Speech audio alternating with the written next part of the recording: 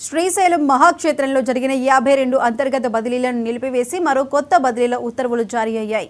నేడు 71 మంది ఉద్యోగులను అంతర్గత బదిలీ చేస్తూ ఆలయ ఈవో పెద్దిరాజు ఉత్తర్వులు జారీ చేశారు. ఈ బదిలీల్లో శాశ్వత ఉద్యోగులు, ఒప్పంద ఉద్యోగులు, పొరుగు సేవ ఉద్యోగులు ఉన్నారు. నూతన ప్రభుత్వం ఏర్పడిన తర్వాత పెద్ద ఎత్తున బదిలీలు జరగటం ఇదే మొదటిసారి. ఏఈఓ స్థాయి నుండి ఒప్పంద ఉద్యోగి వరకు బదిలీల్లో ఉన్నారు. 24 గంటల్లో ప్రస్తుతం నిర్వహిస్తున్న విధుల నుండి కొత్త విధులకు హాజరు కావాలని ఆలయ ఈవో పెద్దిరాజు ఉత్తర్వుల్లో పేర్కొన్నారు.